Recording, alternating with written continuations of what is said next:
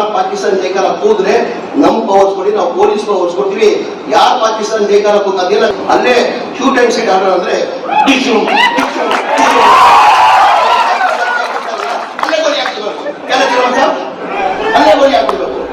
हिंदुस्तान की आज़ादी में मुसलमानों का अहम रोल रहा है। मुसलमानों ने खून देकर इस मुल्क को आज़ाद कराया है। आज मुसलमानों के प्रोग्रामों में पाकिस्तान जिंदाबाद का नारा लगाकर मुसलमानों को बदनाम करने की कोशिश की जा रही है। इन ख्यालात का इजहार रियासती वजीर ज़मीर अहमद खान ने बागलकोट के इंतखाबी मुहिम के दौरान मुनक्किदा मुतवल्लियान की खुसूसी मीटिंग में अपने ख्यालात का इजहार करते हुए किया। ज़मीर अहमद खान ने कहा कि पाकिस्तान जिंदाबाद का नारा लगाने वालों के लिए खुसूसी कानून बनाकर इन्हें सजा देने की जिम्मेदारी हमें दी जाए। अगर ऐसा नारा लगाने वाले सामने आते हैं तो इन्हें खुसूसी तौर पर गोली से उड़ा दिया जाना चाहिए। देखिए किस तरह से ज़मीर अहमद खान पाकिस्तान जिंदाबाद कहने वाले लोगों के खिलाफ ये बात कह रहे हैं। दरअसल ज़मीर अहमद खान बागलकोट में मुनक्किदा मुतवल्लियान की खुसूसी मीटिंग में शरीक हुए थे।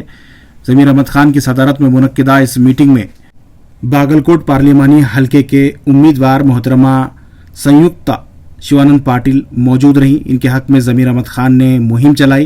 इस मौके पर शिवानंद पाटिल, वक्फ बोर्ड के चेयरमैन अनवर पाशा, सीएम के पॉलिटिकल सेक्रेटरी नसीर अहमद वगैरह मौजूद रहे। ये कैनवासिंग करने के लगे सोशल मीडिया के अंदर देखेंगे करते उन्होंने रवि साहब की जय तो पाकिस्तान की जय तो वो स्लोगन के पुकारे को तुम्हें भी सुनने आएगा साहब। मैं कल नन्हे ने ಹೇಳಿದೆ ಸರ್, ಆ ತರ ಯಾರನ್ನ ಪಾಕಿಸ್ತಾನ ಅಂತ ಜೈಕಾರ ಕೂಗಿದ್ರೆ ಈಗ ಮೊನ್ನೆನೂ ವಿಧಾನಸೌಧದಲ್ಲಿ ಪಾಕಿಸ್ತಾನ ಜೈಕಾರ ಕೂಗಿದಿಗೆ ನಾವು ಅರೆಸ್ಟ್ ಮಾಡಿ ಅವ್ರನ್ನ ಜೈಲಲ್ಲಿ ಕಳಿಸಿದ್ವಿ. ಅದು ಯಾರು ಸದಾ ಕೊಡ್ಬೇಕಾಗಿರೋದು? ನ್ಯಾಯಾಲಯದಲ್ಲಿ ಜಡ್ಜ್ ಅವರು ಸದಾ ಕೊಡ್ಬೇಕಾಗಿರೋದು, ನಾವು ಕೊಡೋಕ್ಕಾಗಲ್ಲ. ನಾನು ಅದೇ ನಿನ್ನೆ ಅಂದೆ, ನಾನು ಇನ್ಮೇಲೆ ನಾವೇನ್ ಮಾಡ್ಬೇಕು, ಸರ್ಕಾರ ವತಿಯಿಂದಾನೆ ಕೋರ್ಟಿಂದ ಒಂದು ಡೈರೆಕ್ಷನ್ ತಗೊಂಡ್ಬೇಕು. ನಾವು ಈ ತರ ಯಾರನ್ನ ಪಾಕಿಸ್ತಾನ ಜೈಕಾರ ಕೂದ್ರೆ ನಮ್ ಪವರ್ಸ್ ಕೊಡಿ, ನಾವು ಪೊಲೀಸ್ ಪವರ್ಸ್ ಕೊಡ್ತೀವಿ. ಯಾರು ಪಾಕಿಸ್ತಾನ ಜೈಕಾರ ಕೂತ ಅದೇನಾಗ್ತವೆ, 4 ಜನ ಬಿಜೆಪಿ ಕಳಿಸ್ಬಿಟ್ಟು ಪಾಕಿಸ್ತಾನ ಜೈಕಾರ ಕೂಗ್ಸಕ್ಕೆ ನಾವು ಪ್ರಯತ್ನ ಮಾಡ್ತಾರೆ. ಅಂತವ್ರನ್ನ ಪೊಲೀಸರಿಗೆ ಪರ್ಮಿಷನ್ ಕೊಟ್ಬಿಟ್ರೆ, ಪೊಲೀಸರಿಗೆ ಆದೇಶ ಮಾಡ್ಬಿಟ್ರೆ ಏನಾಗ್ತದೆ, ಅಲ್ಲೇ ಶೂಟ್ ಅಂಡ್ ಸಿಟ್ ಆರ್ಡರ್ ಅಂದ್ರೆ